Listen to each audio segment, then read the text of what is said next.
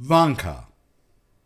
Vanka is one of Chekhov's many stories with a child family separation theme. When Anton was 15, he was separated from his own family when his father fled creditors and took his family to Moscow. Chekhov stayed behind to finish school, working to pay his own tuition and sending extra money to his family when he could. The trials of family separation became a recurring theme in Chekhov's writing. Vanka was published on Christmas Day in 1886. It's an excellent story, and we have also included it in our collection of Christmas stories. Vanka by Anton Chekhov. Vanka Zhukov, a boy of 9, who had been for 3 months apprentice to Alien, the shoemaker, was sitting up on Christmas Eve, waiting till his master and mistress and their workmen had gone to the midnight service. He took out of his master's cupboard a bottle of ink and a pen with a rusty nub, and spreading out a crumpled sheet of paper in front of him, began writing.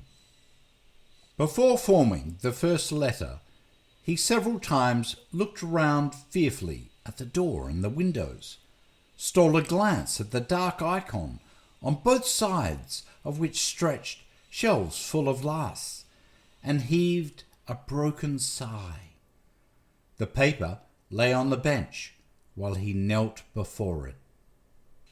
Dear Grandfather, Konstantin Makarich, he wrote, I'm writing you a letter. I wish you a happy Christmas and all blessings from God Almighty. I have neither father nor mother.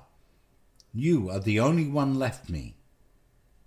Vanka raised his eyes to the dark icon on which the light of his candle was reflected, and vividly recalled his grandfather, Konstantin Makarich, who was night watchman to a family called Ziharev. He was a thin but extraordinarily nimble and lively little old man of 65, with an everlastingly laughing face and drunken eyes. By day he slept in the servants' kitchen or made jokes with the cooks. At night, wrapped in an ample sheepskin, he walked around the grounds and tapped with his little mallet. Old Kashtanka and Eel, so called on account of his dark colour and his long body like a weasel's, followed him with hanging heads. This Eel was exceptionally polite and affectionate, and looked with equal kindness on strangers and his own masters, but had not a very good reputation. Under his politeness and meekness was hidden the most Jesuitical cunning. No one knew better how to creep up on occasion and snap at one's legs, to slip into the storeroom, or steal a hen from a peasant. His hind legs had been nearly pulled off more than once. Twice he had been hanged. Every week he was thrashed till he was half dead. But he always revived. At this moment, Grandfather was, no doubt, standing at the gate, screwing up his eyes at the red windows of the church, stamping with his high felt boots, and joking with the servants. His little mallet was hanging on his belt. He was clasping his hands, shrugging with the cold, and, with an aged chuckle, pinching first the housemaid, then the cook. How about a pinch of snuff? He was saying, offering the woman his snuff box. The women would take a sniff and sneeze. Grandfather would go indescribably delighted, go off into a merry chuckle and cry, "Tear it off, it has frozen on." They give the dogs a sniff of snuff too, Kashtanka sneezes, wriggles her head, and walks away offended. Eel does not sneeze from politeness, but wags his tail. And the weather is glorious. The air is still, fresh, and transparent. The night is dark, but one can see the whole village with its white roofs and coals of smoke coming from the chimneys, the trees silvered with hoar frost, the snowdrifts, the whole sky spangled with gay twinkling stars, and the Milky Way is as distinct as though it had been washed and rubbed with snow for a holiday. Vanka sighed, dipped his pen, and went on writing. And yesterday I had a wigging. The master pulled me out into the yard by my hair and whacked me with a boot stretcher because I accidentally fell asleep while I was rocking their brat in the cradle. And a week ago, the mistress told me to clean a herring, and I began from the tail end, and she took the herring and thrust its head in my face. The workmen laugh at me and send me to the tavern for vodka, and tell me to steal the master's cucumbers for them, and the master beats me with anything that comes to hand. And there is nothing to eat. In the morning they give me bread for dinner, porridge, and in the evening bread again. But as for tea or soup, the master and mistress gobble it all up themselves. And I am put to sleep in the passage, and when their wretched brat cries, I get no sleep at all, but have to rock the cradle. Dear grandfather, show the divine mercy. Take me away from here, home to the village. It's more than I can bear. I bow down to your feet, and will pray to God for you forever. Take me away from here, or I shall die. Vanka's mouth worked. He rubbed his eyes with his black fist and gave a sob. I will powder your snuff for you, he went on. I will pray for you, and if I do anything, you can thrash me like Sidor's goat. And if you think I've no job, then I will beg the steward, for Christ's sake, to let me clean his boots, or I'll go for a shepherd boy instead of Fedka. Dear grandfather, it is more than I can bear. It's simply no life at all. I wanted to run away to the village, but I have no boots, and I'm afraid of the frost. When I grow up big, I will take care of you for this, and not let anyone annoy you, and when you die, I will pray for the rest of your soul, just as for my mammy's. Moscow is a big town. It's all gentlemen's houses, and there are lots of horses, but there are no sheep, and the dogs are not spiteful. The lads here don't go out with the star, and they don't let anyone go into the choir.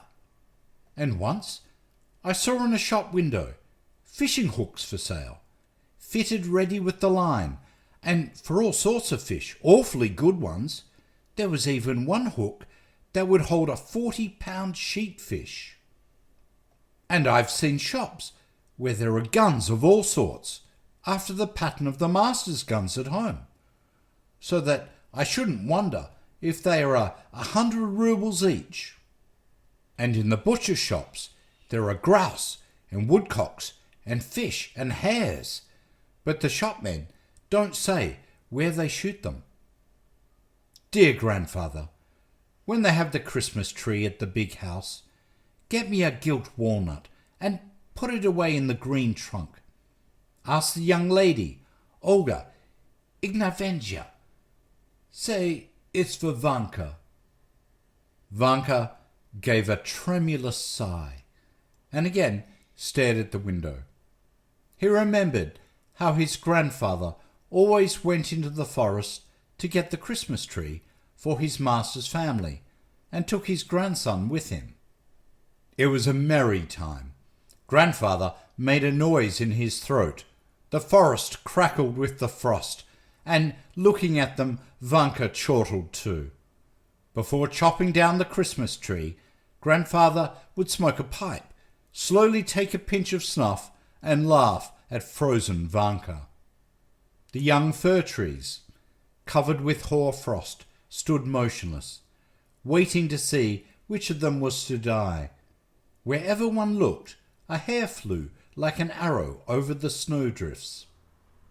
Grandfather could not refrain from shouting, "Hold him! Hold him! Hold him! Ah, the bobtailed devil!" When he had cut down the Christmas tree, Grandfather used to drag it to the big house and there set to work to decorate it.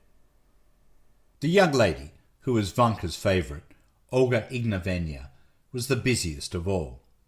When Vanka's mother, Pelagia, was alive and a servant in the big house, Olga Ignatyevna used to give him goodies, and having nothing better to do, taught him to read and write, to count up to 100, and even to dance a quadrille. When Pelagia died, Vanka had been transferred to the servants' kitchen to be with his grandfather, and from the kitchen to the shoemaker's in Moscow. "Do come, dear grandfather," Vanka went on with his letter. "For Christ's sake, I beg you, take me away. Have pity on an unhappy orphan like me. Here, everyone knocks me about, and I'm fearfully hungry. I can't tell you what misery it is. I am always crying, and the other day the master hit me on the head with a last, so that I fell down. My life is wretched, worse than any dog's. I send greetings to Aliona, One-Eyed Yegorka, and the coachman, and don't give my concertina to anyone. I remain your grandson, Ivan Zhukov. Dear grandfather, do come." Vanka folded the sheet of writing paper twice and put it into an envelope he'd bought the day before for a kopeck. After thinking a little, he dipped the pen and wrote the address. To grandfather in the village. Then he scratched his head, thought a little, and added, Konstantin Makarich.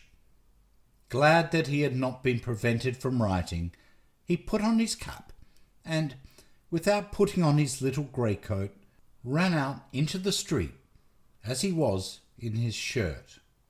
The shopman at the butcher's, whom he had questioned the day before, told him that letters were put in post boxes, and from the boxes were carried about all over the earth in mail carts with drunken drivers and ringing bells.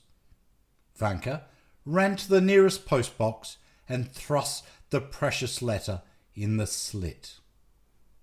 An hour later, lulled by sweet hopes, he was sound asleep. He dreamed of the stove. On the stove was sitting his grandfather, swinging his bare legs and reading the letter to the cooks. By the stove was Eel, wagging his tail. The end.